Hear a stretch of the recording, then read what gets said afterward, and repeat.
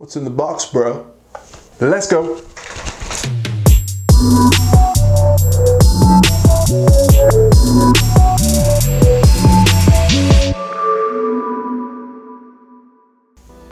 It's time for another review, and today I've got the Wyze Watch. As you guys know, I really do love this company. I have a lot of products by them.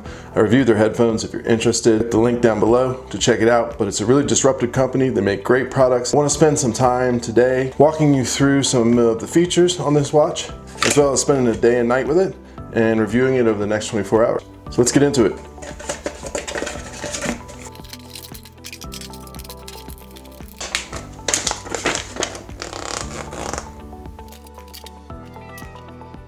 So it seems to be built pretty well. This one comes in a 47mm or a 44mm watch face.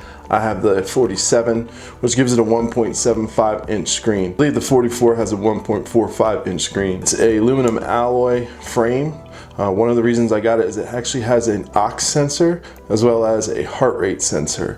So it's going to be able to measure what your oxygen is in your blood. It also has the ability to track fitness via the Apple or Google Health app. 9-day battery, and it works with all Wyze shortcuts, which means I can set up shortcuts to control other Wyze products. It's got customizable faces. It's waterproof up to 2 meters. As I mentioned, it has a heart rate. It does steps, sleep tracking, menstrual tracking as well, and notification from popular apps like Gmail, Facebook, Twitter, all your socials, Spotify. You're gonna get notified on this watch. Let's get into the setup. All right, looks like the first thing we're gonna do is gives us a QR code, and I'm assuming what it wants us to do is scan it with the app. Go ahead and scan the QR code. All right, just walking through pairing. Choose which hand you want to wear it on. I'm going to wear it on my left. Walks you through a user guide. It's walking through an upgrade. Okay, now that it's updated, let's go into the watch itself and set up a couple things. So first thing we'll notice is clock face. So I can pick a clock face that I like.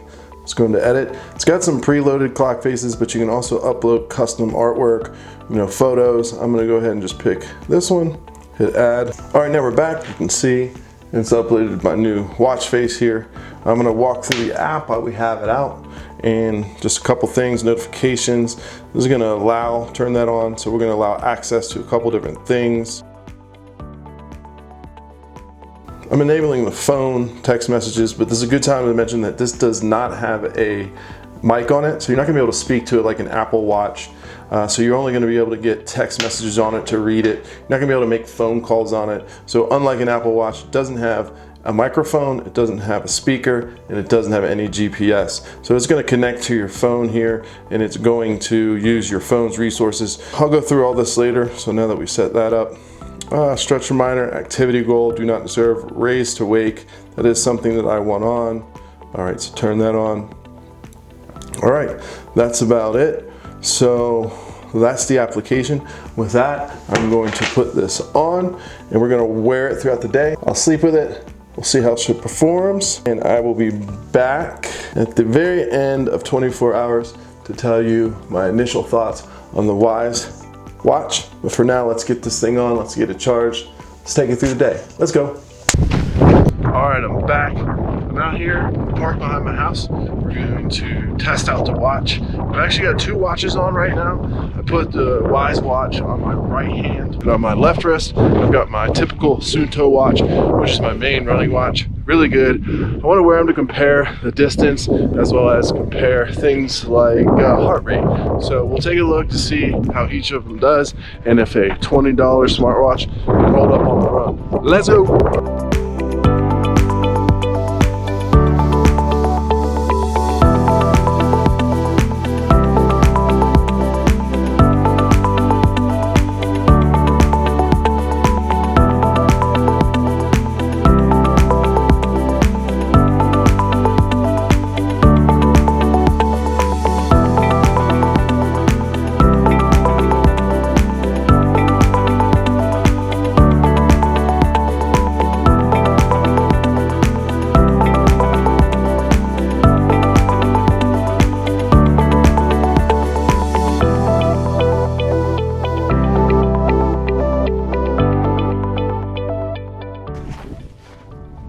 just did a run. There was some discrepancy between the two watches. Now understand the Suunto is a running specific watch. It has a built-in GPS. It's about $400 as compared to the Wyze $20 smartwatch. Now on the run, I can tell you the differences were quite extreme. Now on the distance, there's about a 1/10 of a mile difference, so that's actually pretty good for not having a built-in GPS, but it's probably using the phone's GPS. So those are comparable. The average pace, there was another discrepancy here, but much larger. It had me at a 15-minute pace on my Suunto. I was just going really easy. Had me at a 19-minute pace on the Wyze Watch. So having that said, there's that discrepancy. But most notably, one of the biggest discrepancies was the actual heart rate. The heart rate itself was quite different. On the Suunto watch, that had me at 107 as an average heart rate. The Wyze Watch, it had me at 150.